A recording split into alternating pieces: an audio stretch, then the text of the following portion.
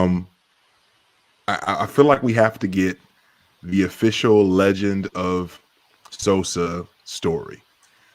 So the official legend of Sosa story. So please, Vic, if you be so kind, Sosa FF, please call me Sosa FF. Don't forget the FF, Sosa. Vic, can you please just take us through how one gets the nickname Chief Sosa? Please say the FF. All right, yeah, let's do it. So what's up, everybody? First, let's take it back to 2012. I think that's when Chicago urban legend Chief Keef dropped that infamous album. I forgot the name of the album, actually. Was it Finally Rich? I believe it was Finally Rich. It was Finally Rich. Yeah, I had to make sure. But one of my guys put me on the Chief Keef, and at first I wasn't with the Chief Keef hype, and it was just a different style of music. But once, I started listening to it, it started growing on me, and I don't know when they started calling me Sosa, but I started actually listening to more Sosa than those guys, and they just started calling me Sosa. And Chief Sosa is one of Chief Keef's nicknames, so that just grew on me. And all my guys call me Chief Sosa and Sosa, so there it is. And since I'm in the fantasy space, throw the FF on it like Wheezy F Baby, man, and there you have it. Haven't looked back. Analysts love Sosa. Yeah, man. Oh man. So it's not my last name. And if you want to know the real story, you're gonna have to come to the pre-show and hit the open bar on Patreon. All right, patreon.com. All right, / the open bar pod or the open bar. I don't know what it is, J Mike, but you want to know Pulp Premium. Yeah, shout out to the Pulp Premium. The levels. There are levels to this. Okay, if you want to know the real Sosa story, all right. Thanks for keeping it light, Vic, when we're on live. I appreciate that. But I got you. Yeah, okay.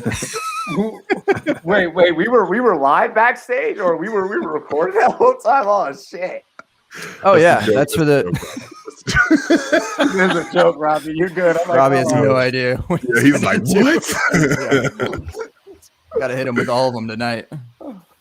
That was good. That was great. That was good. We made it, man. We're live. We're live on none other than the open bar, 9:30 Eastern ish Tuesday. It might be a booze day. I think Robbie said it was Wednesday. Who knows, man? But we know that we're live. That's all that I know, at least. I know that I hit the live button. I have that one responsibility. I kind of made another one recently in terms of creating these fashionable cocktails to try and get people learned on the open bar. I'm ready, man. J Mike. Hey, J Mike. Yes. I want to start off the show with a bang. All right. I have big news. I have big news. We're sponsored by Bang Energy Drinks, or what do you mean? You're starting with the Bang. Talk to me. It's not that cool. We levels. All right. We're not at Pulp Premium. All right. We're still filtered at this point, but we're getting there. This is big news for you though, J Mike. All right. This is huge. Okay. No, this is huge. Look, how long have we been podcasting together? 4+ exactly. years. 4. Yeah. 4 ... The FOR ... Who knows? All right. And look, we've been doing this show for a long time, and I don't pay the man squat. All right. You could even say that he's an unpaid intern of sorts. All right. But this is big news, J Mike. All right. Okay. Officially now on the open bar, March 2nd, 2021. You are no longer an unpaid intern. Even better news. Okay. Neither am I. That's right. Neither am I. So what are we going to do? I don't know yet. But we might just open up that Patreon page and start getting paid for this thing. Because who knows? I mean, look at the viewers flowing in. All right, look at the viewers flowing in, J Mike. So give us a round of applause, J Mike, and the crew, that we are no longer unpaid interns on the open bar. Hey, a real American dream story. You love to see it. Just a couple of. I love it. That is fucking hilarious. Hey, Bob with the golf clap, man. I actually peeked that. It was strong. Looking for a paid internship. J Mike, what's good, man? How's that money coming in? Listen, apparently we're rolling in the pennies, so I'm with it. Please don't demonetize us wherever we're being monetized. Whomever is monetizing, please just continue to have that internship flow. No, I'm good, man. I'm happy to be here. March is here. We've got a bunch of rookies in the house tonight. One vet who's back with us, getting his Letterman's jacket shined up for like the fifth time. And we talked in the back. We said, hey, you know what? With the way that you acting, we don't know if we can validate, like you're validating parking when you go visit a hospital or somewhere. I don't know with how you acting right now. You're asking all these questions like you ain't been here before. No, but I'm excited to be here. Excited for the crew. This will be a good time.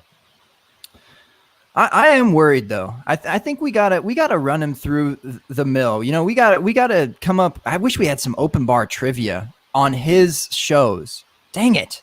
Why didn't I do that? J-Mike, I'd never have the time or the ideas that come up before the show in enough time to actually do that. All right. So, let's get to it, man. We've got some people here. We have some new, some old. Really, I think the veteran at this point in this day and age of the open bar in 2021, I feel like the veteran is Bob. Is Bob. The Bob father. All right. None other than, and that wasn't even me coming up with that. That's all Bob right there. I saw it in the bio. I'm like, okay, that's enough. Let's get it. Young shooter McGavin himself. All right. Take a seat, Happy. We about to get sad up in this. Yeah. Bob, what's good tonight, man? Not much. Pleasure to be here. Happy to talk to you guys. I know. And how does it feel to be here versus, in that so-called space that J Mike calls the chat? This chat? Exact. God, Bob. How quickly promoted. How quickly we forget our roots. Mm-hmm. That's a paid intern right there. Yeah, this sounds like this guy's definitely being paid off to overlook the chat that he so frequents. Bob, I don't even know. I'm not even mad. I'm disappointed. And hey, in the words of the late great 50 Cent, damn, homie. You thought you was the man, homie. No, homie. All right. What? You knew that happened. Yes. Come on. You knew that. Come on. No, trust me. I've been looking up 50 Cent acoustic covers like crazy. Like imagine Mini Men as an acoustic cover. How fire would that be? I need that in my life. I know. I was listening to it the other day, and the Pop Smoke equivalent. Rest in peace, Pop Smoke. But I was like, man, this would sound so ill as an acoustic right now. I don't know, but all right, Mini Men. Frank. I'm going all over the place, J Mike. You don't know where I'm going next, man. We on tonight. We on tonight. Frank, welcome back. I'm gonna have to kick you out of the show in about 5, 10, 15 seconds if you don't say these words verbatim. Thin Mints for life. Well, anyway, as we're talking, Fucking drop the box. Oh, you look. How you been, bud? Yeah, I see you. Yeah, I thought you were supposed to eat Thin Mints on air. That's what you were saying in the pre-show notes on the show sheet. I said I will try. Chief Shosha. Once. I will try it once. All right. I have some frozen. It's getting real. I'll wait. Hold up. Man. J Mike have to get rowdy. All I got is Scooby snacks, man. I'm gonna have to go grab it. hey, ain't nothing like taking the kids movie snacks. Like, yo, I know damn well you need this shit for lunch, but listen here, little motherfucker. Hey, don't sleep on the Scooby snacks. Don't sleep on the Scooby snacks. See, that's why I'm a veteran to this show, because I knew exactly what he was going to start with when he introduced me, and he was going to say something about Thin Mints, and I had the box of Samoas ready. But at the same time, you promised me this exactly Bob, my guy. See, look, Bob knows what's good, man. And can't see you're my Thin green. Mints 'cause they're I know, green because you're green screen, but I automatically know that it's Thin Mints because it's green. So I'm with it. Yeah. I'll bring the trilogy. I in am here willing. shortly. I'm going to try it. I'm going to try it, but you don't Okay. give the people they don't. You don't give the people the show in the first 5 minutes. Oh, what? You know how to pod all of a sudden? I'm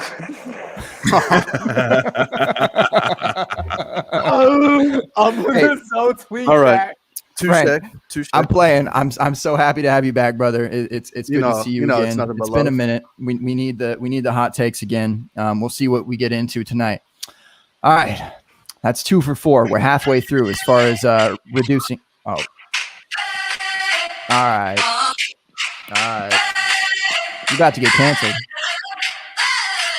We just got tagged. We just got tagged along. Listen. That's enough. That's enough. Kanye, chill, Kanye. I mean, listen. What century? You don't have. Listen, 21st century. Tag-along's got a ring to it. You know what I'm saying? I didn't know we was throwing up our signs, our girls' club signs. J-Mike, that's all good and everything, but they're the 102. They're the Saquon Barkley to the CMC, which is the Samoa. All I'm saying is, I just wanted to get through.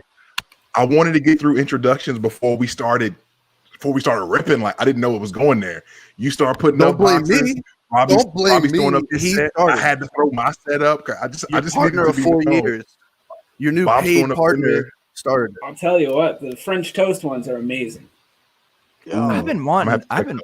I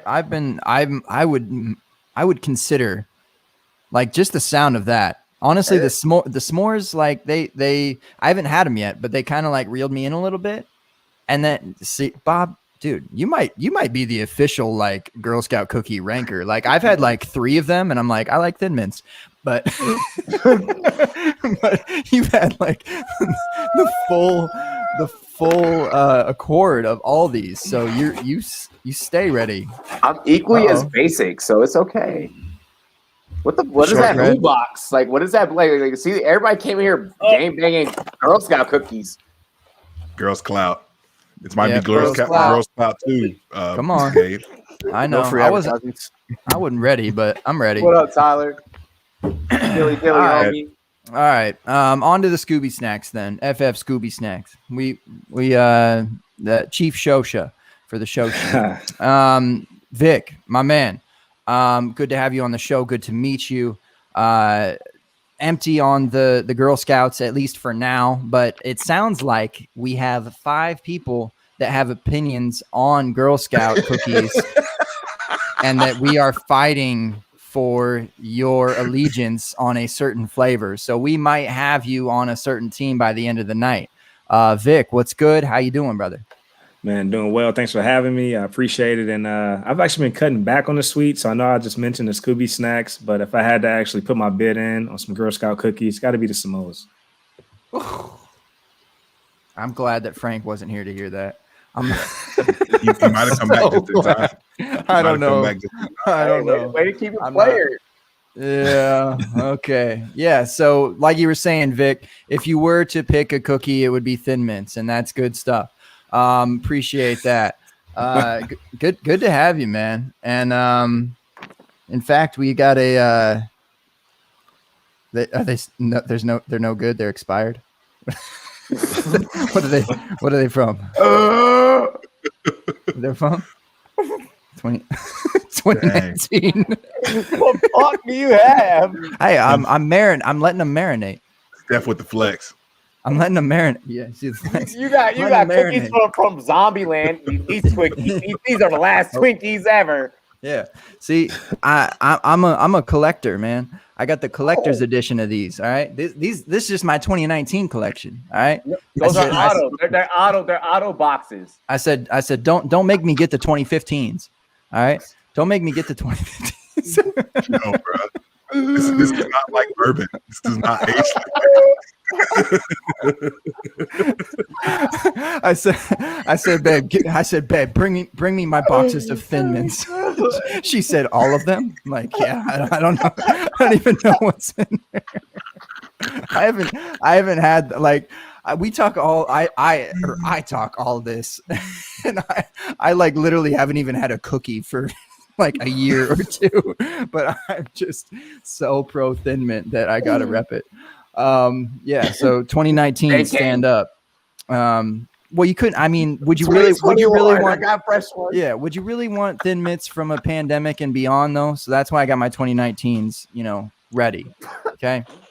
All right. I don't know if I said thank you yet, Vic, but thanks, man, for coming on the show. And sorry to hit you with the Samoa slander there, but Thin Mints. Hey, it's all good. Come it's on. all good. Hey, don't sleep on the Samoas, man. It's just too sweet for me. They're fine, but it's too much sauce. All right, too much gravy, J Mike. All right, Run Boys, Robbie. I think the rest of the show is just you like promoting all your shit, right? So what the fuck? No.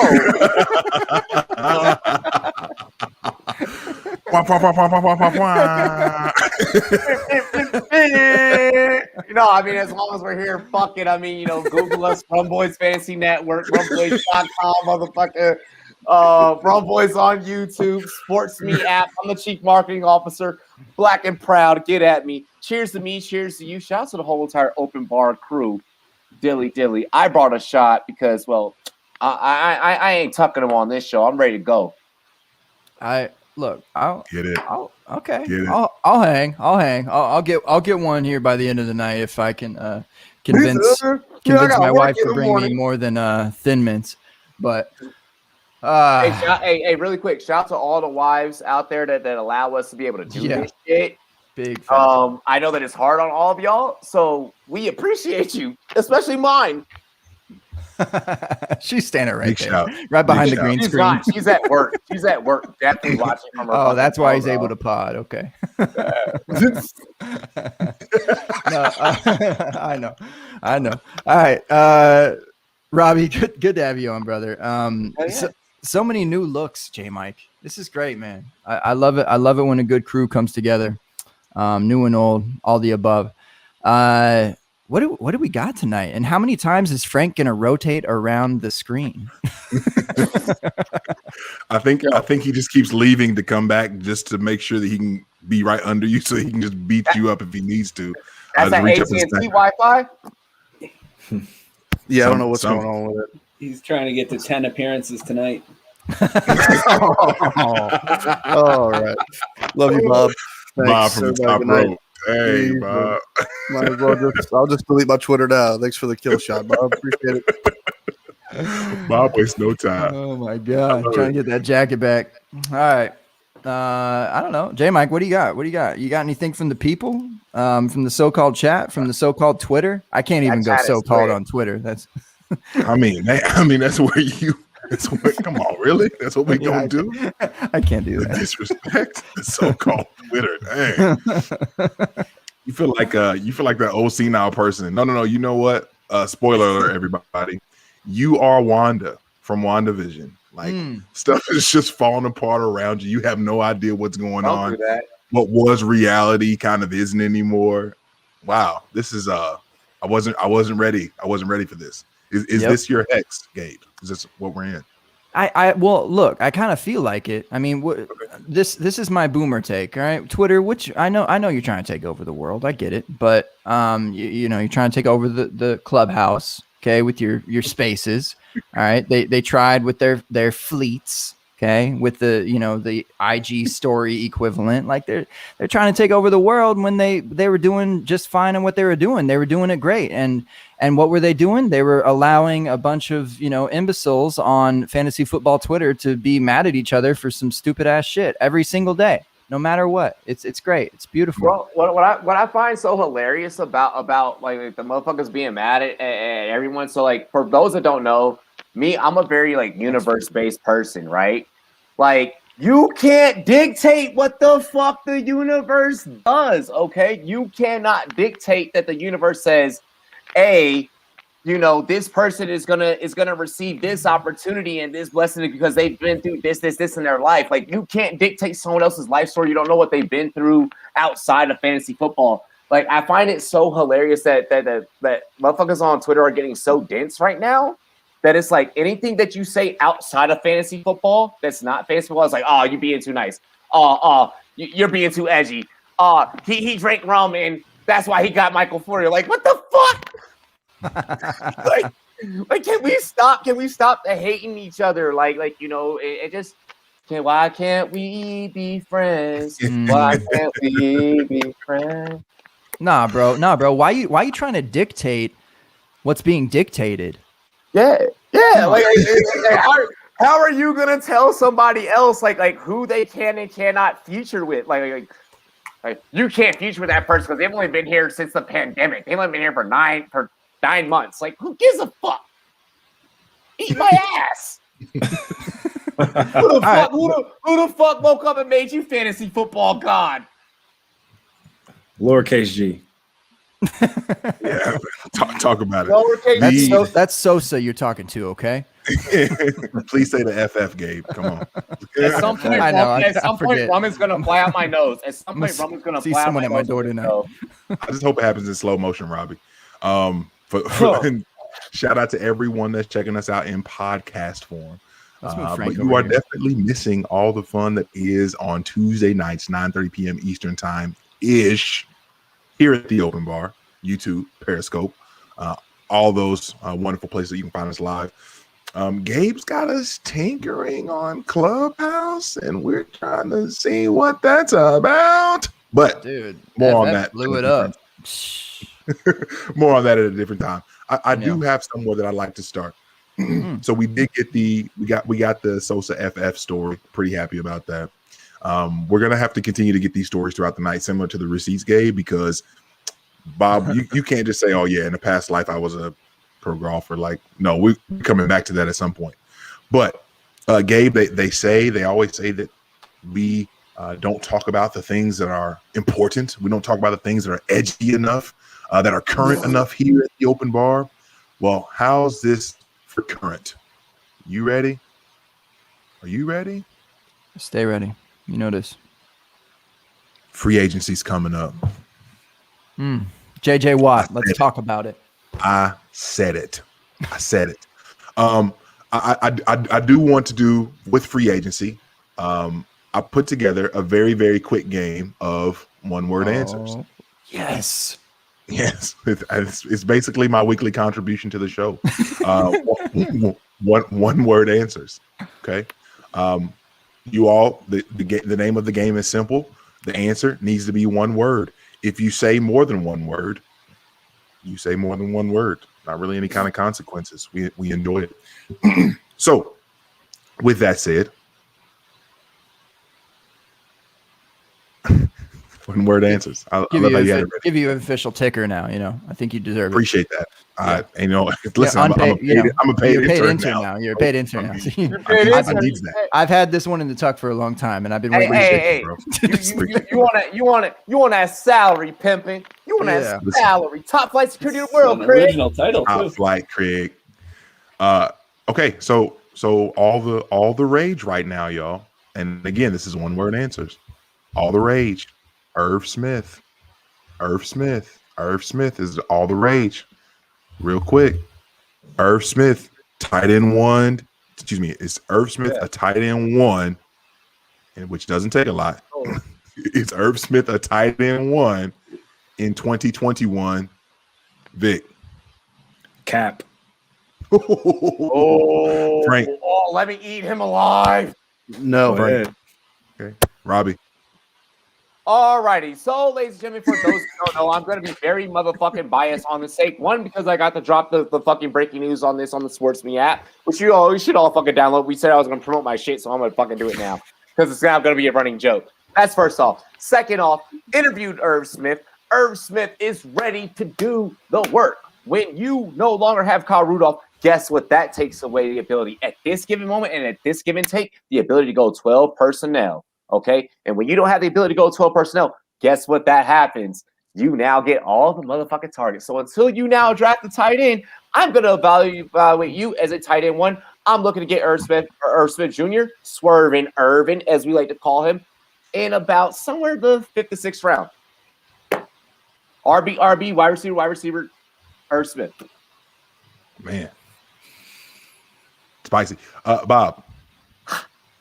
No. Hey. All right, J Mike, I'm going to ask you this one time. What was the question? One word. He wanted me to do one word, and I did not do that.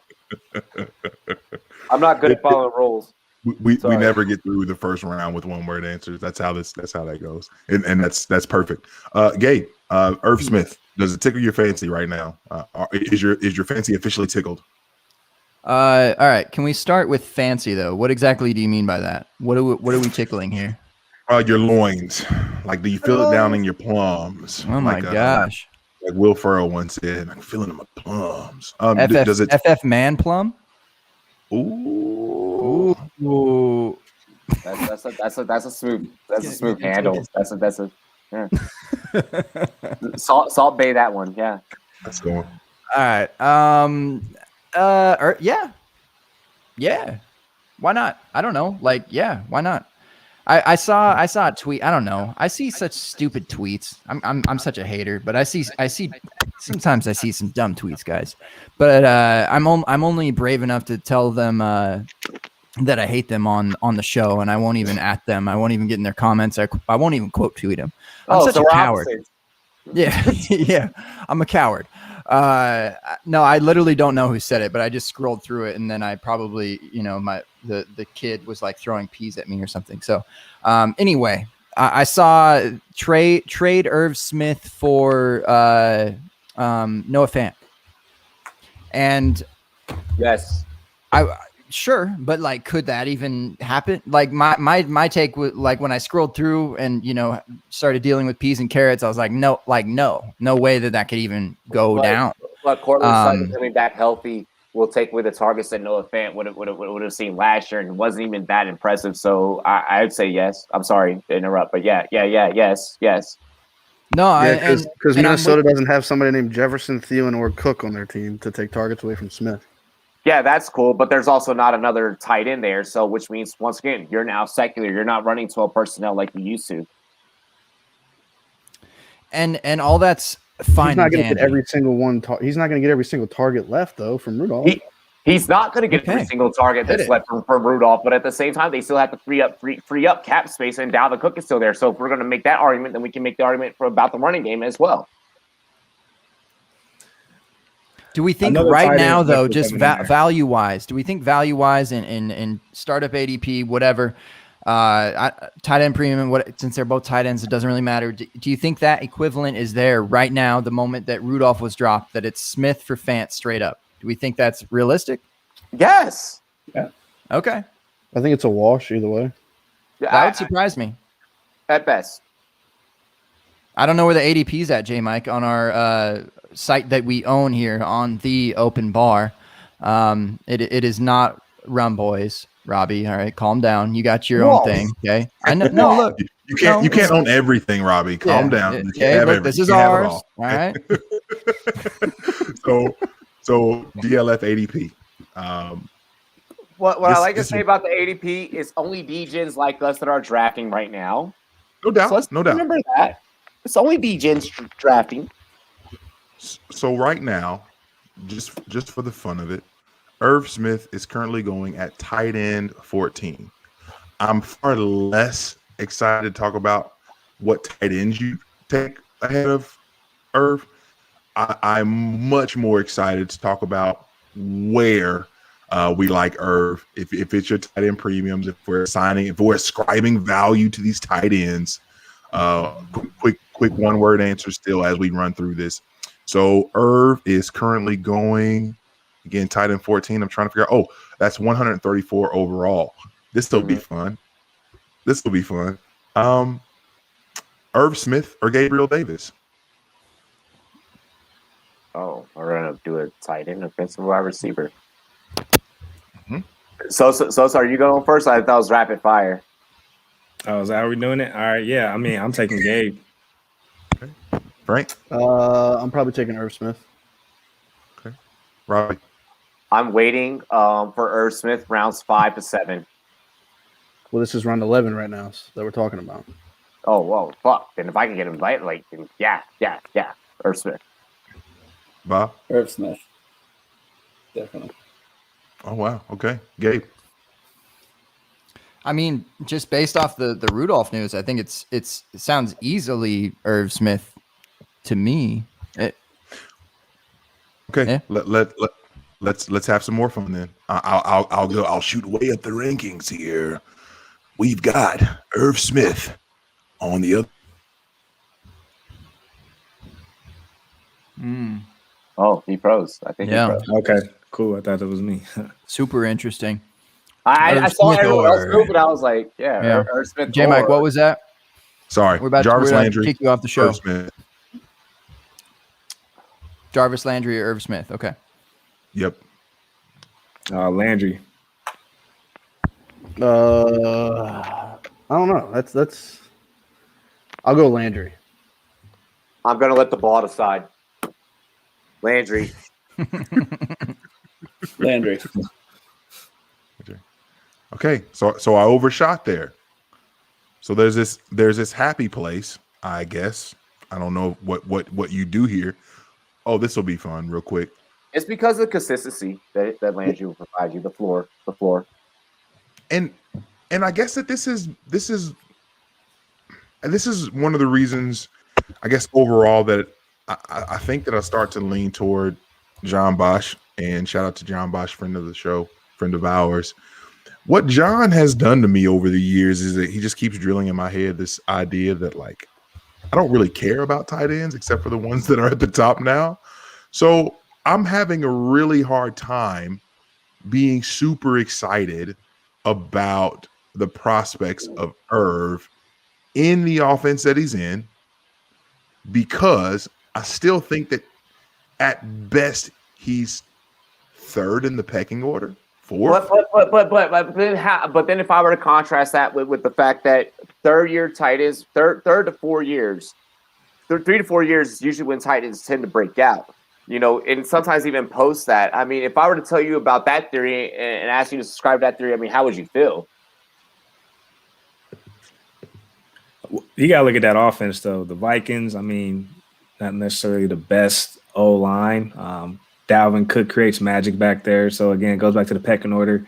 That offense wants to run through Dalvin. They got to keep the ball on the ground, going up against Aaron Rodgers.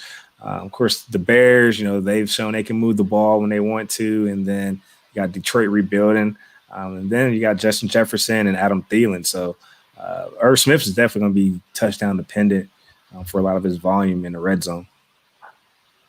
If he's a secular tight end, I would like to revisit this following the draft and free agency. If they bring in another guy alongside him and someone that's clearly the higher pedigree, then maybe I renege my take. But at this given moment, I am very high on Irv Smith, and that does not have anything to do with today's news. It does have something to do with today's news because today's news actually improves his draft spot, and that's why I'm moving him up. And that is why I'm saying personally he is going to be a guy that I've reached on. For anyone that's followed the Rumble Fantasy Network in previous years, I've hit on Mark Andrews. Last year we told you to go tight end early and avoid the whole wasteland. This year I'm telling you there is not a high chance of waiting on tight end, but if you're going to wait on tight end, this will probably be the one. Maybe in the middle rounds. If I'm gonna go for a tight end in the middle rounds, if I don't get one of the top guys, this is who I'm gonna snipe right off the board. I'm gonna go ahead and reach up because no one else is gonna look for it. I have a question, J Mike. Let's hear it. If you're in a dynasty startup, say you're in round, I don't know, let's say we're in round 8 or 9 in a dynasty startup. Are you? Whoa, that lasted real well. Getting back to what Robbie was saying about the universe. Just I've got one for you. Let's hear about Dallas Goedert or Irv Smith. Dallas Goedert. Give me Goddard. Goddard because it's self-proven. It's already proven, and I always educate people to go with what you know. I just think like he's the best pass catcher in Philadelphia, right? Okay. For now. For now, yeah. For But now. that also ties into the basis of go with what you know. I mean that's part. That's part of it. But the thing about Irv that I find interesting is in the offense, specifically if we're just talking 2021, I just have a very hard time believing that he, aside from the red zone, he is going to be one that's garnering all the enough work for basically for him to either push down Thielen or Jefferson. Like the Vikings aren't throwing that much unless they get behind and they're having to let it fly all the time. And Kirk was super efficient, right? But aside from that, I have a hard time believing that he'd have the volume that makes him that much of a difference maker. Not to say he can't. I'm just saying I have a hard time seeing it. But we do also have to simultaneously mathematically account for the fact that they have released that other tight end. So once again, at this given take, at this given moment, yeah, those shares go to him. And I don't know. Once again, I'm gonna just exercise the fact that we have to rely on the draft and free agency to sway that. But I mean, at this given moment, if we were to draft right now, I'd probably take Irv Smith and just sit back and just kind of what those mean. Bob, where did you land on that? You didn't say. No, I would probably take Goddard. The reason I asked, they're only a couple spots away on the trade calculator. I like that.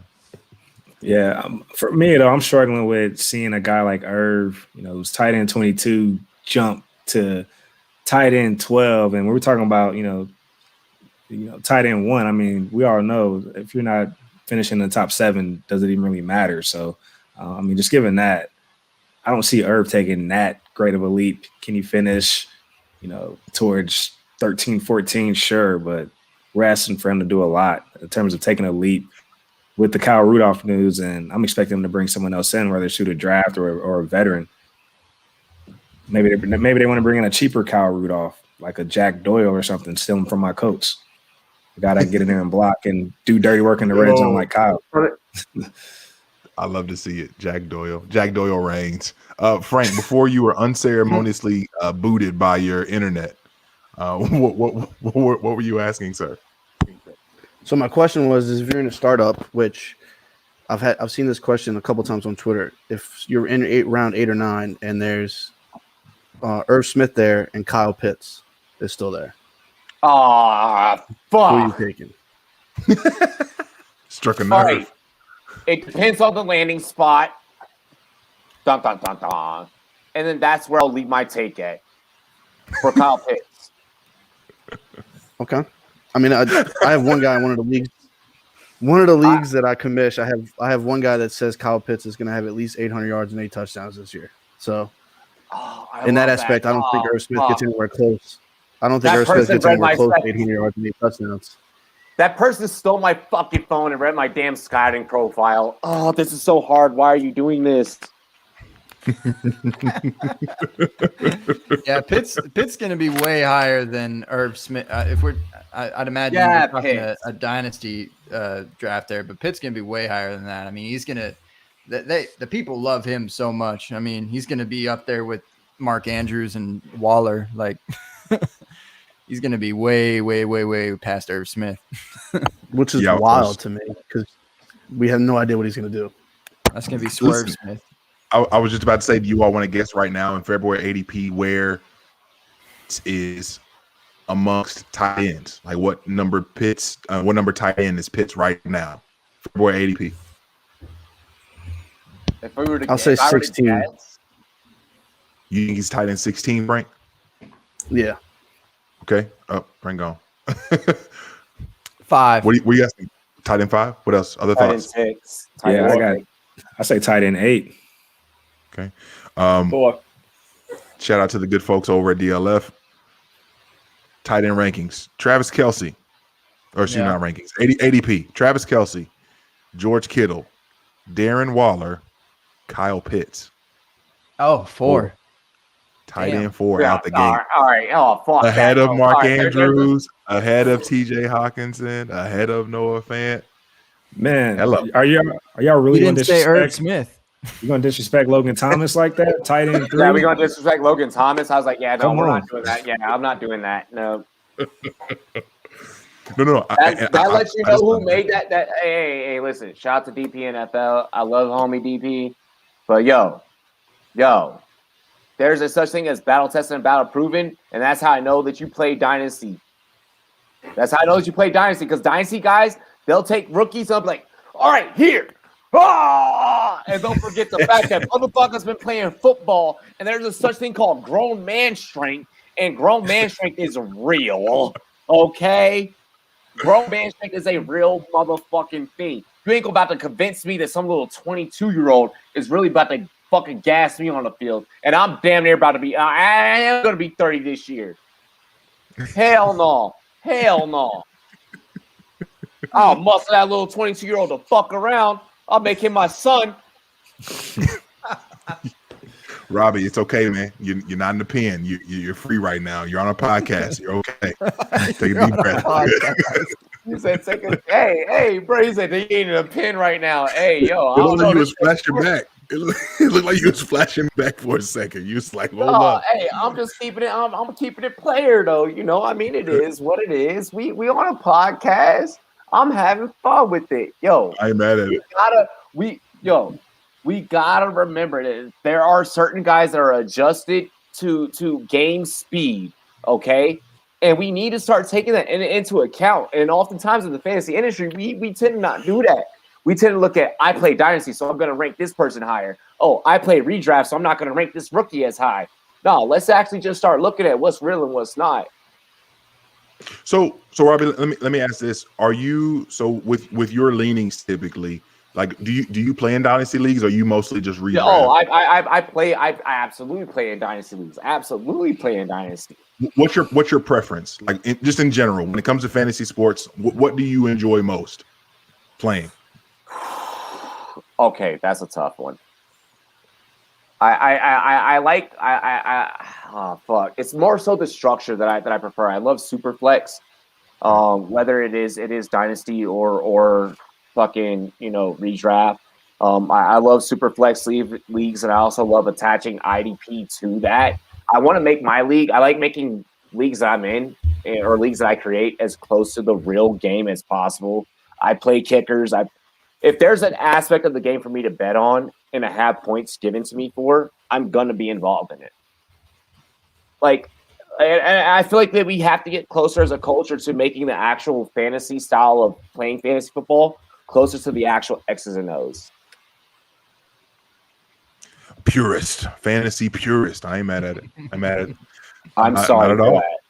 No, not at all. Because like Dynasty Outhouse, shout out Russ. What's up, man? Russ will always say it is of utmost importance that we're not league shaming people, or like, hey, if you enjoy it, like do what you do. Yeah. Enjoy those things. For sure. No, and there's nothing wrong with playing any type of league or anything like that. No, nothing wrong. I wasn't trying to shame anyone or anything like that. But I want to make sure I clarify that. Just good fun talking shit, No, you good. Shamed. No, I'm saying we're not. Nobody's really shaming you for wanting to do the kickers and stuff. Yeah. I'm saying no. Like nobody needs to hate on you for that. Because I mean, even when how you brought up JJ Watt earlier, there's an awesome way to where even if you play IDP, you can take that analysis and you're like, oh wait, like maybe now Kyler Murray, I saw him last year rank as a QB3 overall. Maybe now he has more opportunities to get the ball back, and you can start, So I like looking at the different things and just the over-encompassing. I used to coach in high school, so I mean, shit like that is dope. Like looking at the whole schematics of the game and really breaking down a whole game and breaking down a whole film and position by position. I don't know. I get off on it. Pause. You good? All right. Finally, someone else says pause on this podcast. you're amongst friends, Robbie. You're amongst friends. Amongst friends, indeed. Bob, I feel like we can't go much further without your. I told you we'd end up coming back to you regarding this.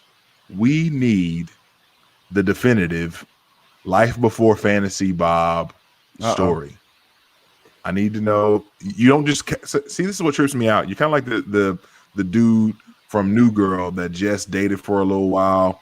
And he was like, he played bass for Santana and like just doing all sorts of other randomness, and nobody thought he was near that cool. But all of a sudden, like you find out he was doing 50 million different things in his past life, and it was all dope.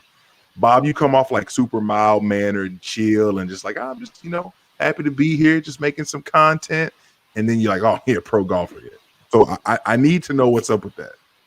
Well, I don't know if being a pro golfer was so cool, but so I come from actually, my father is a golf pro, and I grew up playing. When I was 22 years old, I moved to Florida to just play golf. That was what I did every day. Hit like 20,000 golf balls a day. And I did that for 6 or 7 years, and taught at the local course, and started a kids charity called Diamonds in the Rough, where we would teach underprivileged kids how to play golf, come out to the course, and just came to a point where I was just all done. I couldn't play anymore. The young kids coming out of college were far too good and hitting it much further than I could. So, and you couldn't support a family off of it. So, and just ended up coming back up to Boston and got into a whole nother career. Can I ask, Bob, did you ever play the golf course out here at Kissing Camels in Colorado Springs? No. Oh, man. It's just the course I lived next to, and I've seen a couple of guys come out here.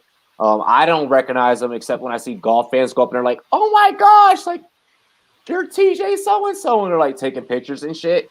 But no, it's a course, like, it's kind of cool. If you ever get a chance to out here in Colorado Springs, I haven't golfed it, but I recommend it, bro. And you thought it was Bob, is what you're saying. Oh yeah, oh you my right, God, man. it's Bob. It's the Bob father. For sure. Yeah. I did. I know. What's up, Linda, in the chat? What's up, sis? Uh-oh. Coming off the birthday weekend and everything. Come on. Hey, yo, big birthday wishes to the sis, yo. I'm gonna take a shot for that one really quick. Yo, for real, like Linda, she's pulled up to the Rum Boys Fans Network, pulled up to the podcast, show mad love. We're gonna get you cycle you guys in and out through the podcast. But like anytime I see someone that I've networked with, like it's nothing but love. It's nothing but respect. We love Linda out here too. AKA quote unquote. She's a real one. So shoot, J Mike, what else? Man button. Yeah. Where are you from? I mean, where do I reside, or where are my roots? I hear like a little like kind of like Midwest accent, or not like accent, but like kind of like a steady kind of flowing like you talk. Gross. I hate that you said that. I'm sorry, Pimp. I'm sorry. No, I'm playing. Yeah, because that's I don't know. It's not Midwest, but it's Montana. I'm from the 406. Okay. I heard it. I was like, I live in Colorado right now. Yeah. I was like, where's he from? So I just had to know, Pimp. I just had to know, bro. I'm sorry. No, there's no. I'm completely kidding. There's there's always some. It's a little bit worse in Montana, but you kind of got to live there to understand like what those words are or what that verbiage is to kind of pick up on it. Like they'll say, crick versus creek. Creek, yeah, I say crick, yeah. Yeah. And just the way, like, I don't know what it is, but it's the way that they say their T's. It's like a softer T than everyone else says. I don't know how to describe it, but when I hear it, I know it. No, I just want to say, real recognize, real Pimp, and I see you cleared. I'm out of there though now. Austin, what it do? 512. So, but even in the Midwest, though, I feel like there are different pockets of what certain areas sound like. So, quote unquote Midwest, right? So Cincinnati, where I reside, has a very what's the word? I don't want to offend any of my fellow Cincinnatians. It just has a unique feel. It's not quite like I feel like people in the north, like we had Felix on, or not Felix. Not, Felix was on, but we had somebody, Josh. We had Josh on last week, and he was like, we don't really fool with Cincinnati up here. Like he's in northeastern Ohio, and I feel a lot of people don't really want to claim Cincinnati. Oh, in the words of Cat Williams, Cincinnati is the most dirtiest, prettiest, nastiest city in all of America. Like y'all not really us, and so even in pockets like and like Vic was saying earlier, like Vic, do you in the Midwest, do you feel that as well? Like we have all these little pockets of what Midwest feels like, being in Indianapolis. Well, yeah, I mean, for me, coming from Indiana, I probably lean more on the countryside. People think I'm from the South, but I'm from cornfields right here in Indiana, so a little bit more up north. So yeah. I can totally agree with that. And then, of course, when you go literally next state over, Illinois, Chicago's there, and that's a totally different accent there. And even going down to St. Louis. All these little pockets. I'm from Southeast DC, and like I was telling y'all before the show, like whenever I got in trouble with Mama, she sent me out to Rosecrans. Rosecrans is a neighborhood out in Compton, LA. Not even a neighborhood, it's a block. It's a block out in LA. And like I love like traveling the world, and especially being foreign military, and like hearing people's different accents, because like I hear the southernness in Indiana. I hear that Cincinnati and UJ Mike a little bit. Like I understand what you're saying about different pockets from the Midwest, because my girl, she's from Chicago, and she talks completely different than what you talk, like how you talk. And then I hear in Mamba's and kind of way he says certain things, you can tell that he's definitely moved. Like I hear, I'm like, you lived out here. Like I can hear it. Bob, I can't really tell, bro. I think you're from the Northeast. I want to say Vermont. 100%. My guess is Boston. Yes. Boston? Yes. He said it earlier, man. I was listening. I heard him say Boston. Yeah, that's it. Vic's like, I guess. I'm guessing Boston. Like, wait, I'm gonna guess. Hey, I was not listening earlier. I was probably busy drinking, but I got you. Oh no, J Mike's gone. Oh shit. We're all dropping, bro. Oh my gosh. Yeah, we lost the Fuego too. Looks like he may not be back for the evening. He's still struggling. I have a question for you guys. All right. So recently, I don't know if you guys watch or not. I don't watch, but one of my analysts told me this from my staff. He said that Aaron Rodgers was on the Pat McAfee show. And he said that Aaron Rodgers, in relation to AJ Dillon, said that he used to have to go behind his back pre-snap and point which direction he would have to tell AJ Dillon to go.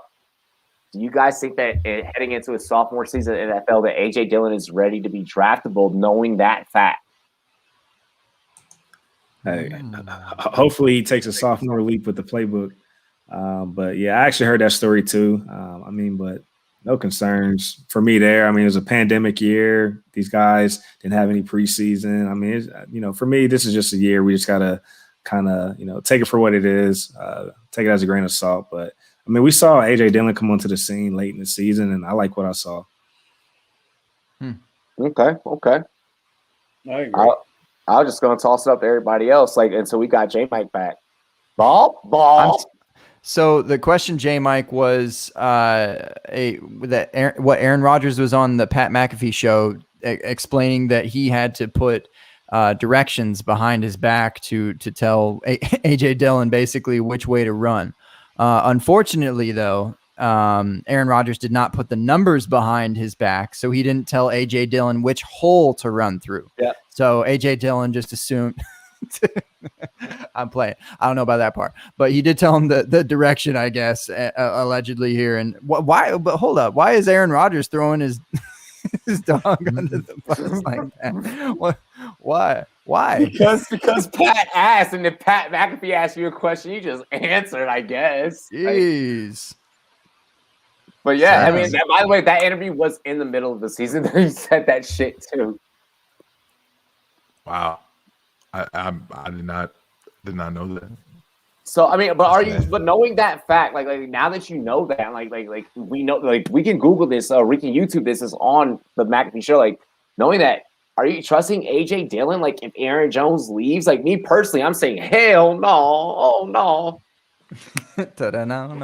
No. Man. Well, I guess yeah, because you don't know about Aaron Jones, and I still don't even. I think Aaron Jones is gone, and I don't necessarily care about Jamal Williams. I think if anyone were to stay, it'd be Jamal Williams, and I don't know what like lucrative deal that would be. It'd be kind of a tandem, I suppose, with AJ Dillon, and they'll work him in. Like Vic said, I think we're gonna see him work him in some more, and I don't know I don't know that's an odd story, and that's weird to be. What a weird dynamic for that to exist on a team, but especially between quarterback and running back. You know, I don't know. I mean, personally, knowing that, like that was the one story and the one take. Like, have you ever heard something in in an NFL interview to where you're just like, yeah, that makes me not want to draft that player. Like, you know, like that was one of those things that maybe like I was already low on AJ Dillon while everyone else on Twitter is like AJ Dillon. I'm like, I want to smoke what you're smoking because I live in Colorado and it's legal. And that didn't happen. And I was like, I told you so because that shit don't exist. Okay. Nothing that good exists. All right. And that's the way that I feel about AJ Dillon, honestly. Nothing that good fucking exists. And I get that it's a common problem, like Kyle just mentioned in the chat. And I get that Aaron Rodgers is a motherfucking genius. He can spot out, you know, what Mike, Will, and Sam. Those are linebacker positions for those that don't speak football. I get that Aaron Rodgers can point out what Mike, Will, and Sam are going to do. But, I mean, at the same time, I don't want to have to tell my running back what to do, what hole to hit, which direction to go, so on and so forth, based off of my read.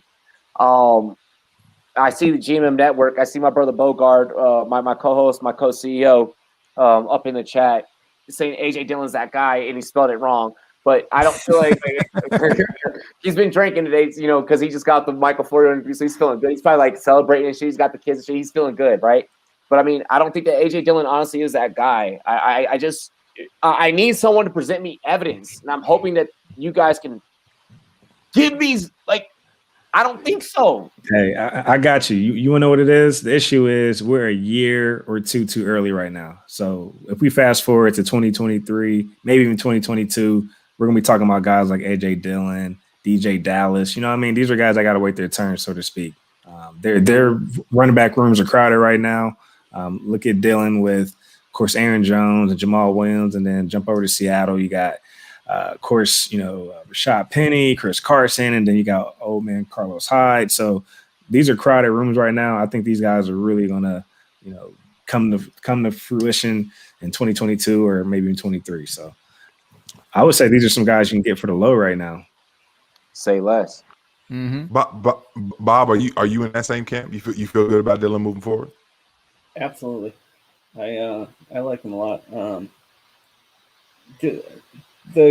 Some of the articles I've been reading and comparisons to Derrick Henry, I really like the idea of adding him cheap now. And in a year or two, like you said, he will be triple the value. So let me ask you all. So do you all see?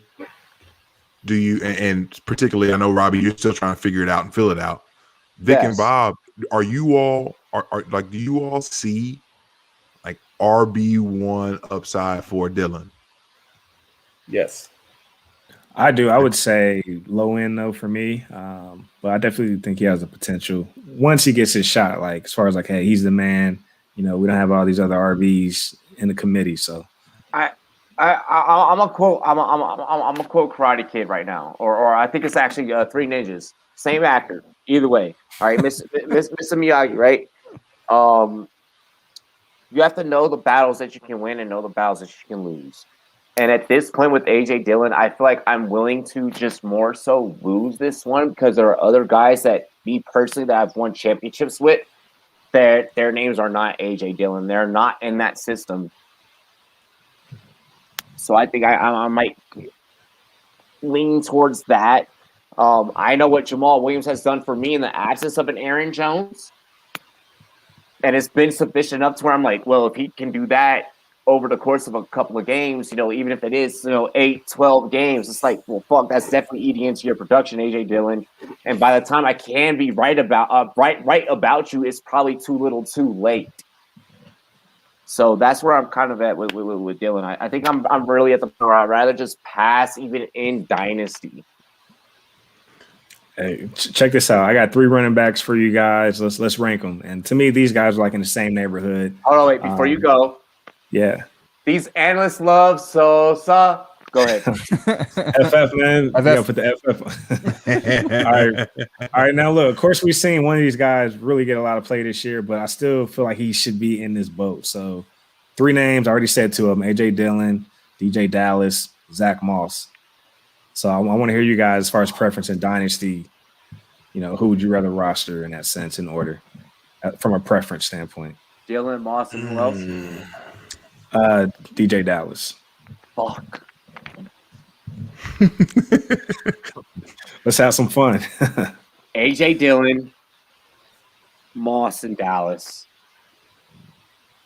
What about you, Bob? Same. Bun man. I was about to say Bun Man. Man, I'm literally FF Bun Man. I just want to point this out. Hold on, I want to put it on the list. I want to point this out. I'm not doing this off of stats. I'm literally doing this off of what I like off of film. So for anyone that tries to question me, like, well, stats is stat, I'm going for what I saw on film. And if you don't like it, well, then it is what it is. Man bun. Bun man. Man bun. I am a bun man, and Dillon got some buns, bro. Let me tell you what. You do. No. You took it there. Yeah, I may as well, since I've been called upon. No, I think AJ Dillon pretty easily for me. Ahead, and I guess that you'd have to. Seattle's a mess. I guess Carson's likely leaving, sounds like, and I don't know if we can trust Penny or do that again, but Dallas is probably, man, those are fun guys. I like those 3 to be grouped together, because I doubt that those 3 are even grouped together as far as like where they're drafted. J Mike, you'd have to hit me up on that for our very own website that runs ADP on a certain place at a certain time of February. But I've seen the AJ Dillon hype, and I think that people are just convinced that Aaron Jones is leaving, and they're like apparently not convinced that Chris Carson is leaving, and that like Chris Carson has been a consistent RB2 and RB1 even in games for several years, and drafted where he was drafted. And Dallas didn't really get a shot. We don't know what to do with Penny. Like, I'm sure Dallas is down there as far as where he's being drafted. So if I was gonna, sure, just like ranking them purely off where I like them and the players themselves, it would be Dillon, Moss, Dallas. But as far as where I would like to draft them based on like a whatever 0 RB mindset, or just like who I will find value out of it, Dallas, man, come on. Yeah. Okay. So, I got to do this fancy football chef. Run, Buns, run! With the football. Yes. With the rock in hand. Hey, not bad form either, man. Not bad form. I like that. He had it tucked. Yeah. He had it tucked in there. Wasn't finna get stripped out. See you, Eagle claw form. I play receiver. Yeah. There you go. I know what's up. Hey, J Mike, who you got there in order? So, I just want to say first off, this group of running backs just saddens me a large amount. I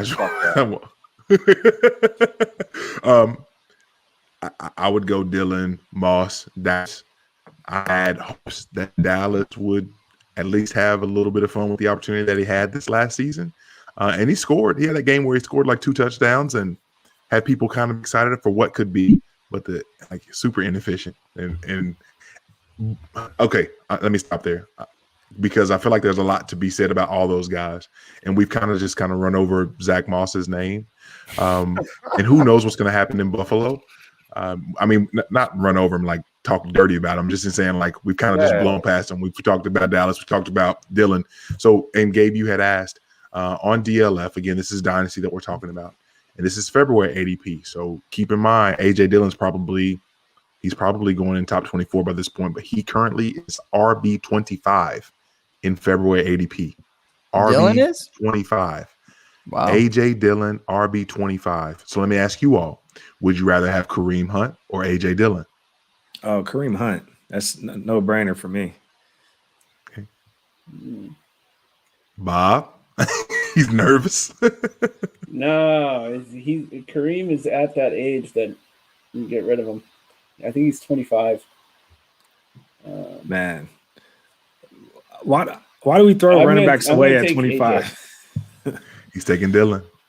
I got to ask the question, though. It seems like in Dynasty with a lot of these players, I mean, there's a significant drop off. I mean, all the running backs start to drop off starting in their age 26 season, and it decreases every year after that. So to maximize the value on trades, you've got to get rid of them around 24, 25.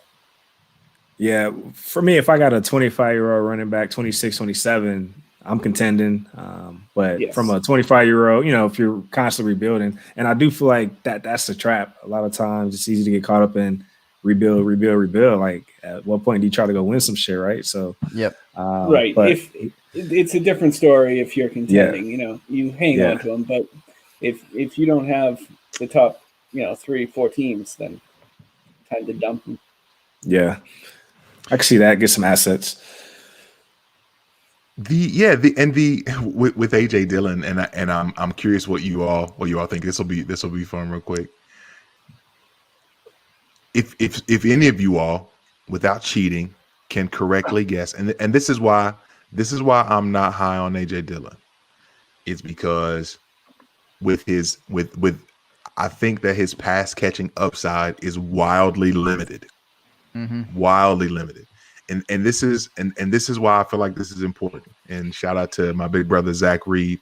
He's been saying this all over the place when he's guested on podcasts and whatnot.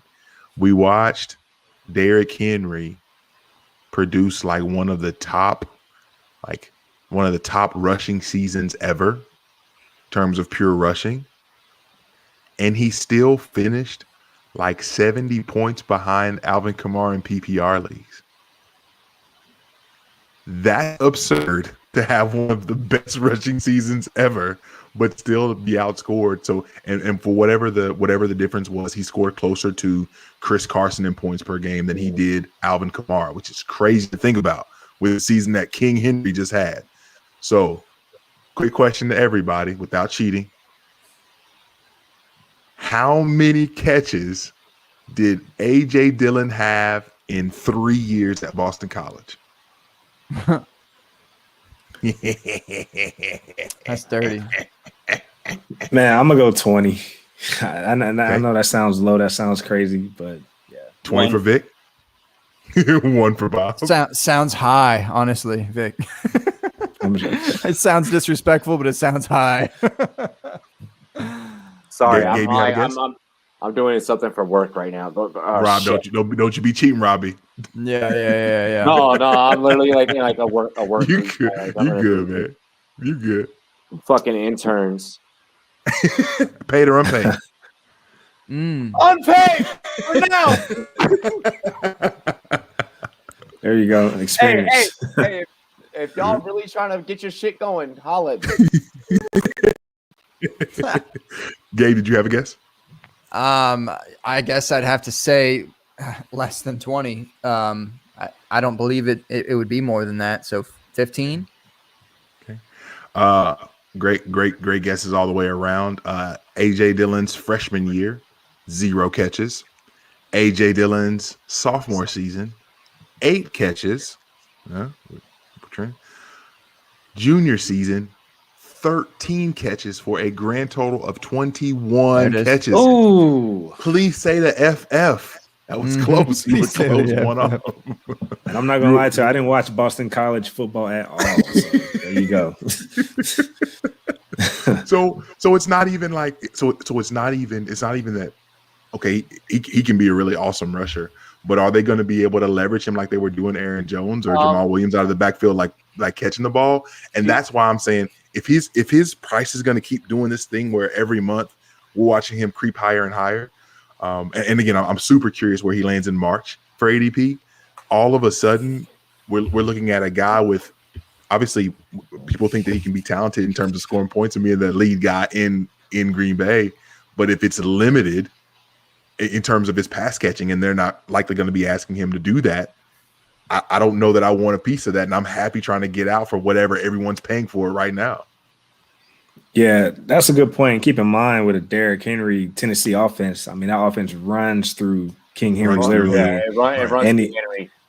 And he did it literally without a Pro Bowl lineman. So now let's jump up to Green Bay. I mean, they want to throw the ball. Doesn't do that. Yeah, exactly. They want to throw the ball. So just given the fundamental, how the offenses are ran, there's no way Dillon can even hit. When's the last time? When's the last time? I mean, outside of what Aaron Jones has really been doing, I mean, when's the last guy that we really saw that in Green Bay you were solidly attracted to at the running back position in fantasy football?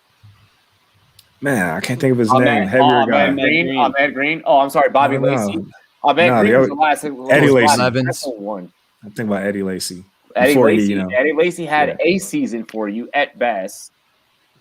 It's been a very throw first team for sure, but I would even say though LaFleur is more of a run first type of coach, or not necessarily like run first, but not more for of Green Bay standards. Not for Green Bay standards, more of like a diverse run set that there's always 1, 2, 3 guys in the mix, and because you have Aaron Rodgers, he's going to make some choices, but Vic's talking that Dillon could be a factor in 2022, 2023.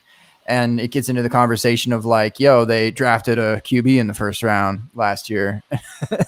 I don't know. There was a small little blow up with Aaron Rodgers after the playoffs, and who knows? I mean, they're talking about getting rid of Russell Wilson.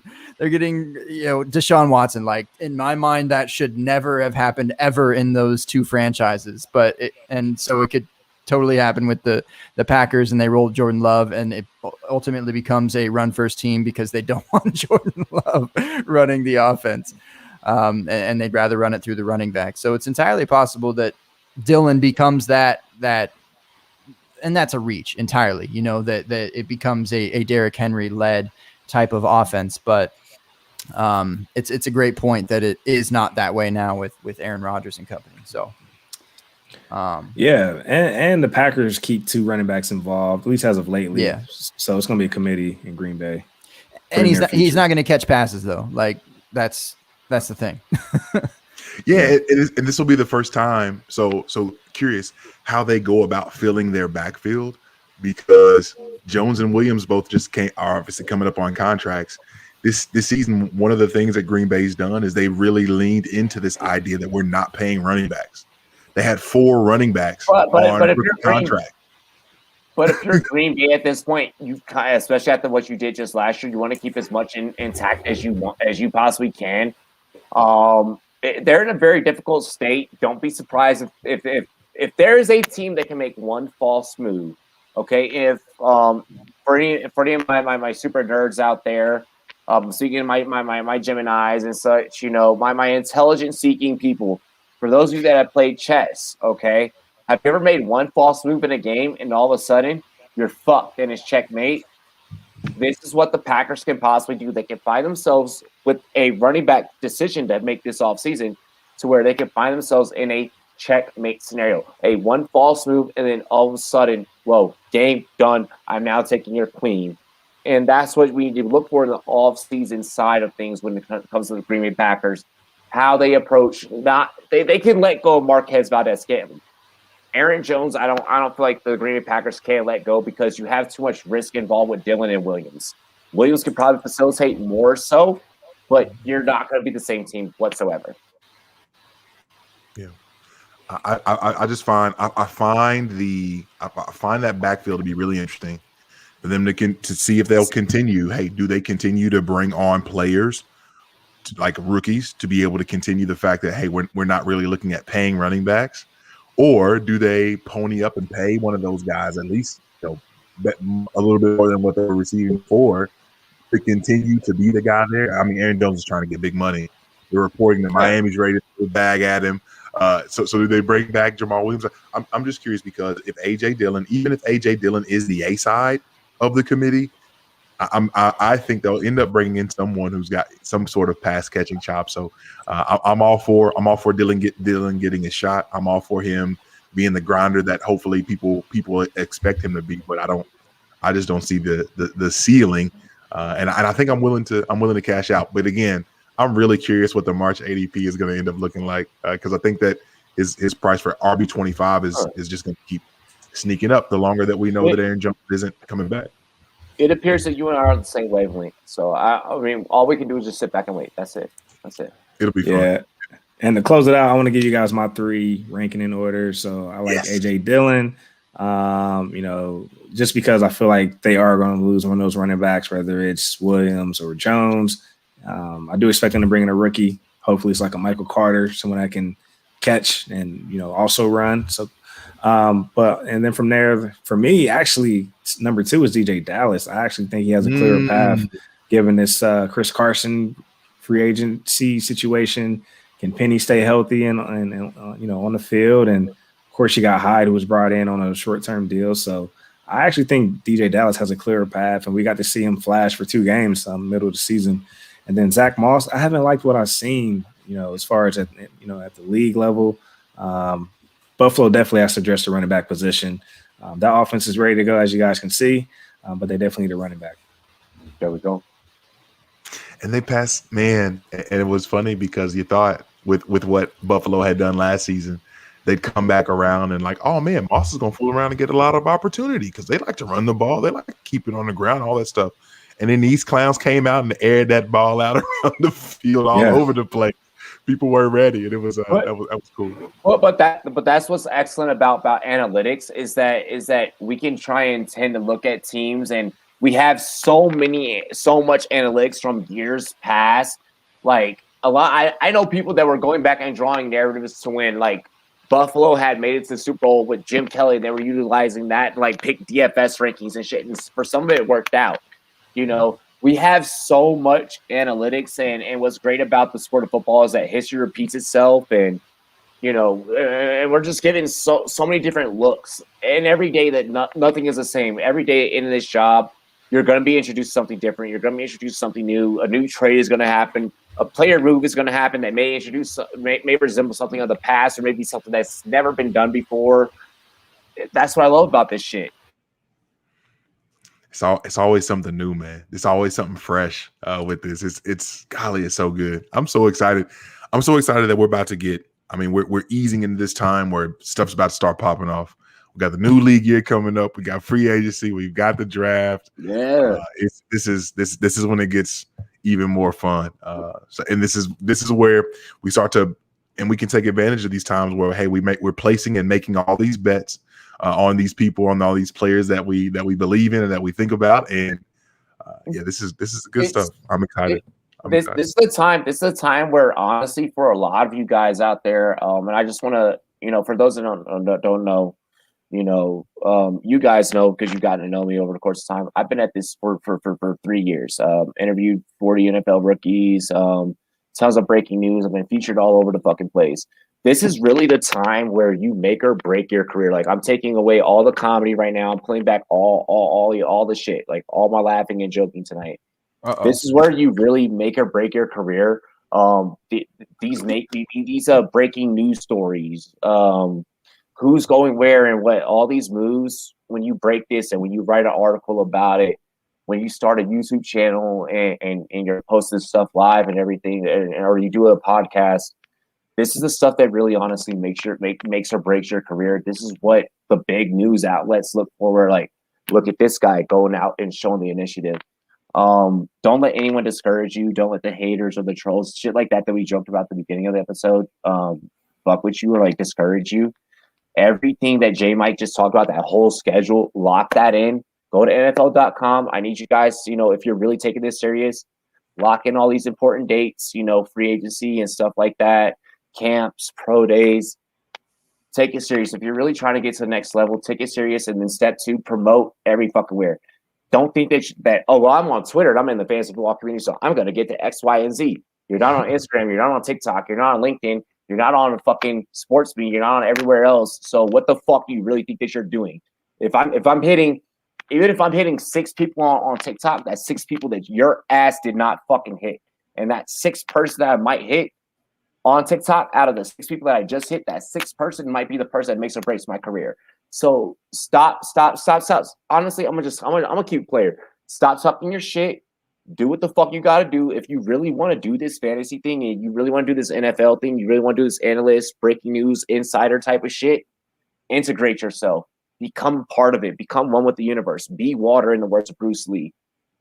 And that's how I feel like we might be ending tonight's episode. So like that's really what I wanted to end tonight's episode with. Like, take yourself serious. Like don't take yourself too serious. Like as you saw how I did tonight, like I laughed, I joked, but I'm wrapping it up. What I had to say about tonight. On a serious note, you saw I came in, I dropped isms, I studied my shit, I studied film, I studied stats, and but I'm also having fun with it.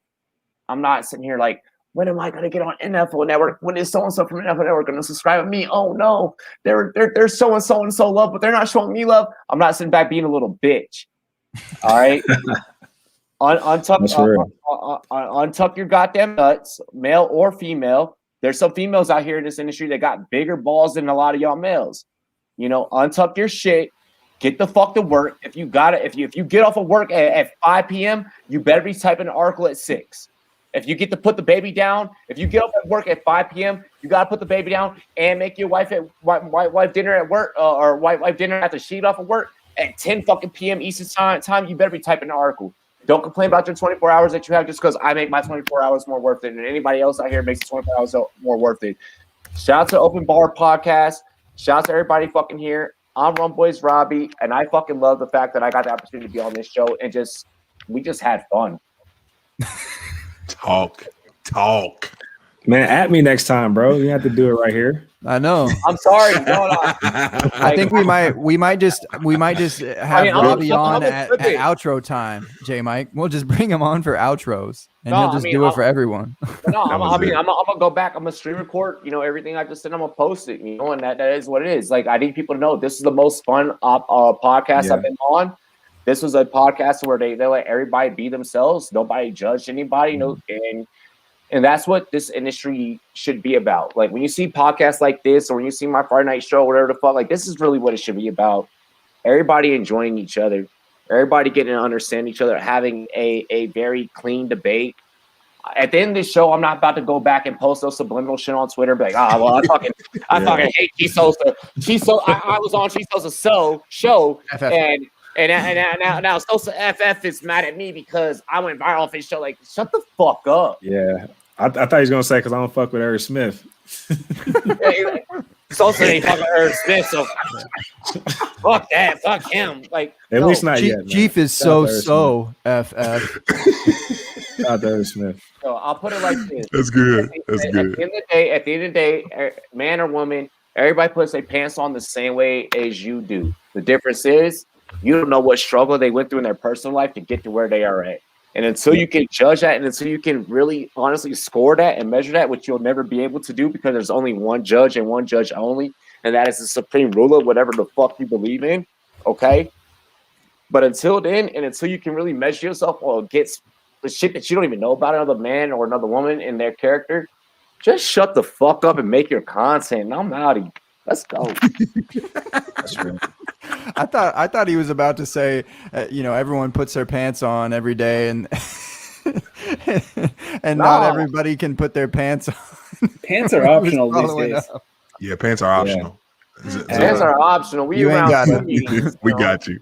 I don't want to wear pants, Robbie. All right, Gabe. For real, man. No, cheers to you guys. I appreciate the fuck out of y'all. Hey, cheers. Salute, brother, man. Appreciate that. That was beautiful. Hey, I do want to say this. That was real talk. Really was. For all the trolls out there, I want to see you guys with an actual Abby. Stop trolling behind the curtains, Bro. man. Like, look me in the eye when you're talking shit to me. You know what I mean? Look my Abby in the eye. Fuck So. that. Yo, Look my I'm at this Abby in point. the eyes, he says. I'm I'm at this point. I'm at this point. I am the chief marketing officer.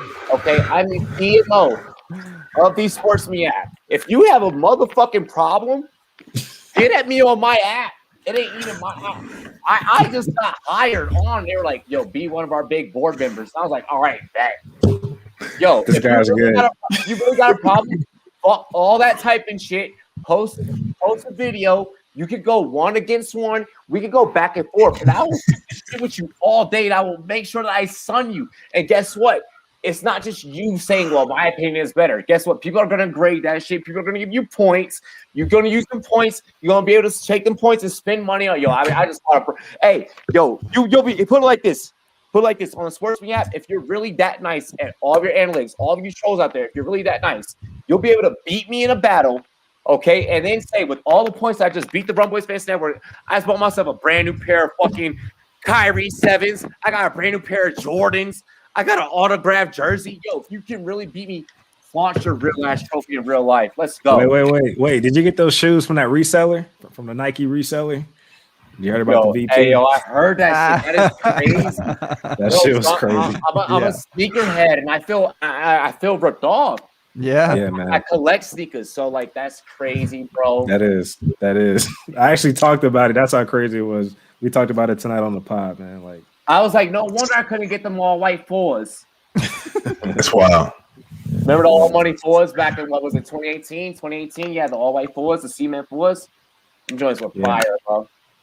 Yeah. So, All right.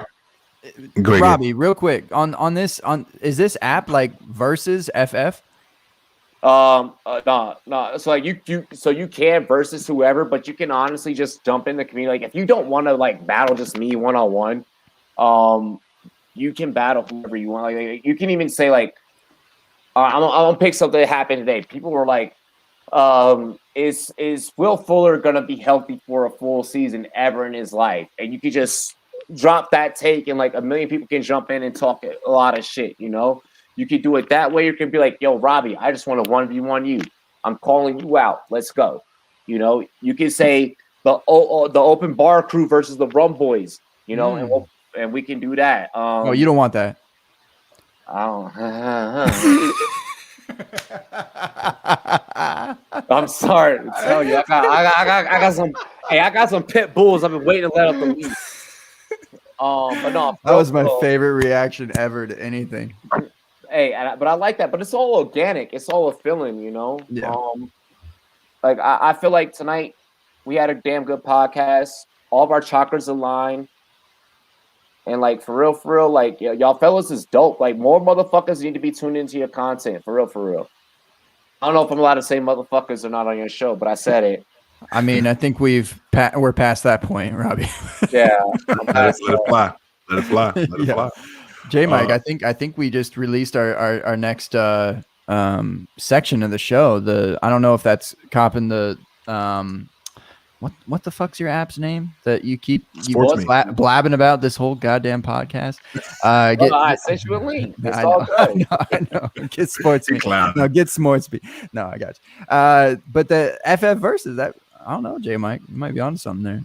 I mean, I see that with what you got there, but or just to give you, here's an idea on a platter. Like I think that should be elevated because versus has been a thing all through the pandemic, through hip hop, and that's been fire. I've been loving a lot of the versus battles. So shit, man, boy knows football, or knows hip hop. Oh fuck, he knows more than football. He just became my best friend. Do you follow me? Do we follow each other? Come on. Yo, shoot me your playlist, man. Shoot me your playlist and let's see what you work with, bro. For real. Like all jokes aside. I tell Jay Rich all the not Jay Mike, not to be confused with Jay Rich and Jay Mike. The other Jay in the community. Sorry, Jay Mike, you ain't the only Jay no more. I never claimed to be. I always tell him that I hate hip hop anymore. I'm straight R&B, but I'm half lying. But I hip hop. Hey, I'm such a boomer on hip hop anymore. I'm like, that shit's changed. Dude, I asked every fantasy analyst, I'm like, yo, shoot me your playlist. Like, I want to know, because I like to know fantasy analysts beyond football. Like, yo, shoot me your playlist, dude. Like, I'm trying to hear what the fuck you buy. I have a feeling you're a Wu-Tang person. I like look, Robbie, do you know who runs the FF intro game? Listen to you right now. Listen to you right now. Listen to this guy. Come And on, that note, you know no. that's a mockery flex. I know it is. I know on. it is. No. You're leaning into it right now. I know. Heavy, I'm playing. heavy. That was good. That was good. Hey, Pete, you can versus whoever on this panel decides to download the app, and the day that they decide that they're going to send you an invite to the app, you can burst that person. It'll be dope. And I hope to get these guys in the focus group and talk to them more and get their input. We're in phase 1.0, so hopefully I could get the open bar crew to give us some tips and tricks for phase 2.0. I'm gonna get in there. Let me see what you're working with. I'm gonna get a versus with whoever wants that smoke. Oh, I want all smoke. I think that'd be fun. That'd be good. Could even hit it on a Clubhouse too or something. Yeah, it has that Clubhouse vibe to it. You did, yeah. So, you know. Okay. But, I mean, we don't talk. Kind of what I thought we made. Like, I want to function with y'all. I want to close out with y'all. But I just had to throw it out there. Like, y'all got smoke. All right. Here it is. There it is. Gabe, so we've had an absurd amount of fun this evening. You just got done having the biggest flex that I've maybe ever seen you have, which, listen, I'm not gonna lie, I enjoyed it. I enjoyed you leaning into the heel character right there. That was really good. Are we just getting outros, or do we need to have a quick draft and outro as we go? What can we do? Was there anything in particular that you felt like you had to get off your chest that we didn't already, or are you ready to ride out? I feel bad not doing one, so I got to come up with something. Especially with Frank not being here. Now it's like, we got to pay homage to Frank in some sort of way. I gotta head to a meeting soon, so. Okay. Look. See, Robbie was hit. He took control of the wheel. He's like, look, this is my outro. I'm gonna give you this this speech I practiced all day. I'm gonna give you all this. Get at me on my app. All day, All right, I trained for this shit. I know. Stay ready, ain't gotta get ready. I know. All right, so quick draft on the outros. I know that you've done your part for the most part there, Robbie, on the outro, but we'll do a quick draft. All right, we were on the topic of Girl Scouts early on in the show. All right, we're not going to do a Girl Scout cookie draft. All right, that wouldn't be fair. We're not going to do a Girl Scout cookie draft because we are Bob.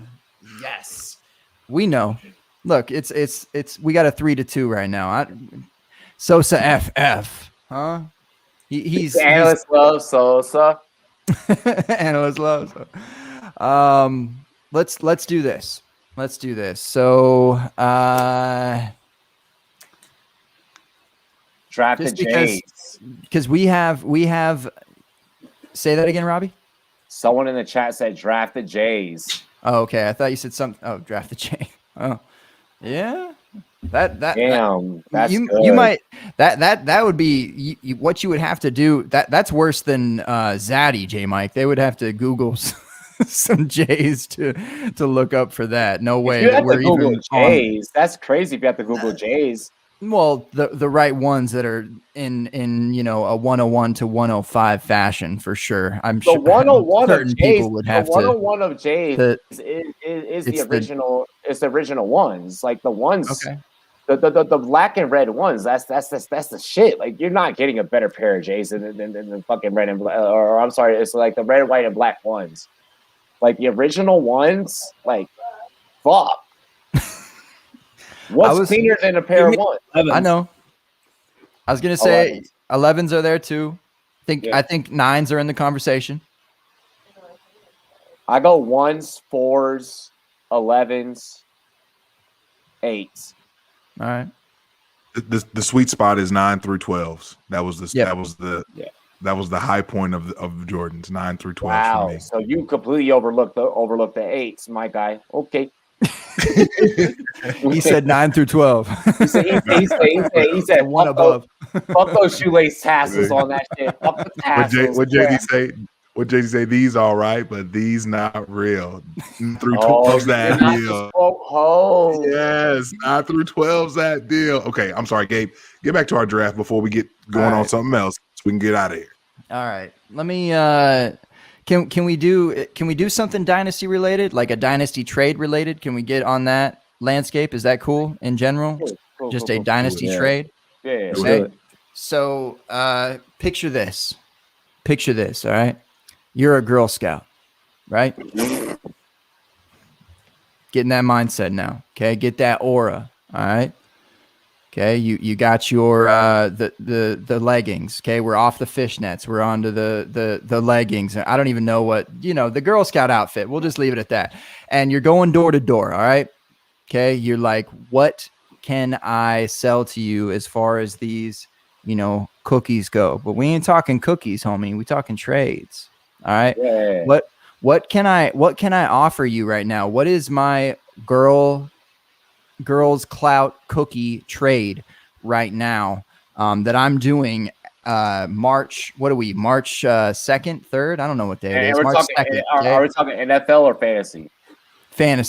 Fantasy. Yeah. What trade can I make right now? What is something that they, you see it in their eyes. All right. You see 42-year-old, what's his name? Sean McCormick, he's standing there just leaning against the door, and young little Susie's like, hi, I have these Thin Mints, and would you like this trade offer that I have in this dynasty league right now in March? What's the vibe? All right. I'm trying to move Henry Ruggs in a pick so I can go and get Rondale Moore. Okay. Henry Ruggs and a pick for Rondale. I like it. He hit it off. All right. That's the 101. Who's got the 102? I would say the 102 trade would be sending your 203 or 202 for Robert Woods if you're contending. A guy that flirts with wide receiver 1 every year. Even with a new quarterback, no worries. He's still going to do that. So, and plug your stuff while you're at it, Big. Yeah, so you guys can check me out every Tuesday, Dynasty Bros FF. You can follow me on Twitter, Twitch, if you play Warzone and Madden, you want that Madden work, all that good stuff. Also some pod stuff. Chief Sosa FF, man. So, yeah, thanks for having me. Appreciate it. He's analyst love Sosa. Please say the FF. FF. I gotta work on my Wheezy voice. Bob, 103. Yeah, you ain't fit for that, J Mike. There it is. There it was. There was one that came up today, and it was the 108 and Clyde Edwards-Helaire for the 103. So which side of that do you want? Dang. And I want the Clyde Edwards side. Yeah. Okay. And talk your ish, Bob. Where can we find you? Just scroll Twitter. You'll see a picture of mine. He's around. If you haven't interacted with Bob before, then I'm confident that you've interacted with his content somewhere, some graphic, something somewhere. My man's all over the place. Whether it's Pulp Premium, Pulp Patrol, whether it's DHH rankings, whether it's Join Our Circle, whatever it is, my man Bob's got a hand in it. I think I follow Bob, and Bob really be out there. Like, he really be out there. So, yeah. He really does. He really does. Get around. If not, Bob, shoot me a follow, and I'll make sure I double back on it. I know I follow you on my old account, for sure. 104. I am taking AJ Dillon, and I'm trying to get any of those wide receivers in the range of like Terry McLaurin, because if he continues to ascend like I think he's going to ascend with his value this offseason in Dynasty, I think that I'm going to be able to get a really good receiver that I like a lot in that Terry McLaurin area. Big Terry McLaurin fan. And y'all can run with AJ Dillon, and hey, God bless you. I hope everything works out for you. On Twitter, I'm a huge McLaurin fan. On Twitter at JMikeCheck, at JMICCheck. The show's handles at The Open Bar Pod. Major shout out to everybody checking out in podcast form. Thank you to everyone that hit us up in the chat this evening. Very much a fun time today to be able to kick it with you all to kick off March. Man, all the action's happening. It's about to get real. For my main man, co-host, Bungie, Genius the MC, a.k.a. Bungie. a.k.a. FF Pop Smoke, a.k.a. FF Aviaz, a.k.a. FF Bun Man, a.k.a. FF Man Plum. On Twitter at FF Man Bun. My man, Gabe Geary. And Gabe, take us home. Man, you forgot AKA Bun Man, bro. AKA Bun Man FF. Go ahead, Bun Man. Go ahead, man. That was the nickname on nicknames. FF Bun Man was second to last. That was the second last one I gave. Where was the FF Flex though? Okay. Bun Man FF. Yeah, I see you. FF Man Plum.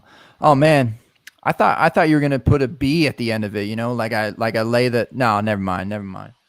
Laid up. No, never mind. Whoa, Game Mike. Jeez, you nasty. Get us out of here, man. All right. Get us out of here, man. I want to get rid of Gaskin. I don't see how he's like. I've been looking at seeing through the Twitter streets, seeing where he's being drafted. I appreciate what he did, this season, but I'm just okay with not being a part of that journey anymore. Seventh, eighth round startup. I feel like I could do that and like a maybe second or probably a third, and I could get my boy Sutton, busting Suttons, based off of this ADP here on our website. I feel like I could swing on that. I would. Oh, you know what we should have done? We should have made cookies out of the players. Dang it. All right. Next year. The Galloping Gaskin. I don't know. This is it, man. This was the open bar. We did it again. J-Mike, holy cow. How'd you do this to me? No way. We got to talk for 18 more minutes. No way that we can even let this happen. No way. Time to go. I know. All right. What else we got? J-Mike, you've been podding. Look, I was texting J-Mike, okay, the co-host of this show, and I said, "Hey, look, what's going on over there at the what is it called? The DFPN? The at work? Yeah, the DFPN at work. Yeah. He's working over there. All right. Shout out to Zach and company. He's putting in some work on them wide receivers and running backs. Y'all better go listen and get prepared for it, because dude's talking, and it ain't open bar talk anymore. All right. I know we have fun and all, and you might catch some analyst talk here and there, but come on, head over there and get the real. Everyone should have fun. Yeah. And even on the real, the journal's coming, what he gives it to us. Like we're thirsty for it. He gives it to us every 2 or 3 months. We stay waiting for it. It's all good. Me, the FF intro guy, what I say, who runs the FF intro game. I don't even know what I said to sound like I was fly. I have to run that back. I'm not. I just appreciate, y'all letting me do that for you. Much love. Working on those in the off season. I don't know, J-Mike. We got a show next week? One in the tuck. Really? Holy cow. Oh my goodness gracious. Hey, speaking of cow, I in Austin, right?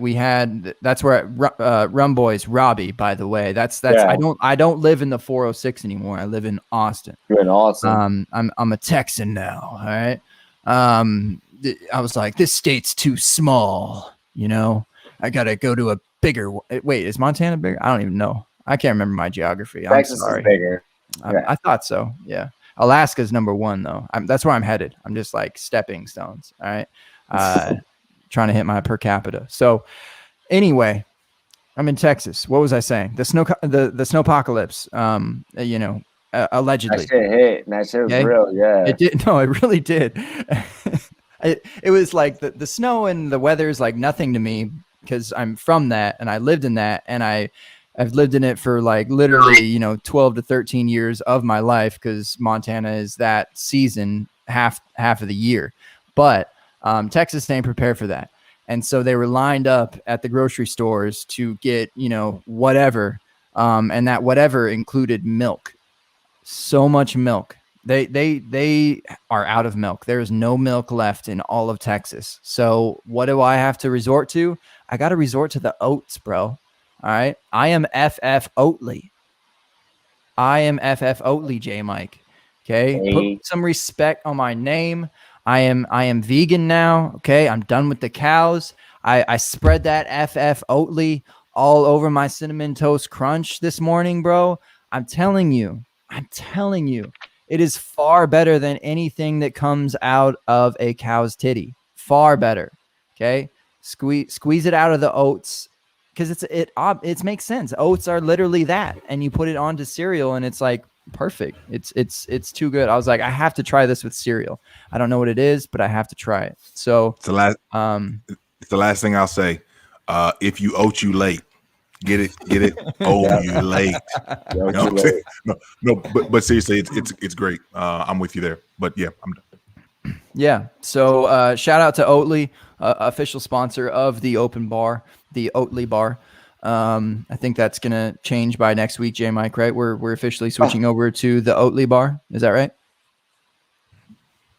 Yeah, he can't find his mic. Yeah, I'll trust him. Yeah, right. I don't know if we'll get in trouble for that. Hey, Who knows? No one cheers. listens. Hey, really quick, cheers to you fellas. I love and appreciate all of you guys. I do have to get off to a meeting because I have to go and make an app. Hey, some money. We're getting off too. So why don't we get off at the same time, huh? Cheers to everyone. Cheers to the so-called chat. Cheers to the people listening on the next day. Much love to you three, meeting you on the first time in this platform. Two of you literally for the first time. And much love to everyone out there. All right. Hey, salute. Thanks for having us. Appreciate it. Stay open. Stay open and stay Oatly. And stay sanitary. Stay sanitary. Wear your goddamn mask. And deuces.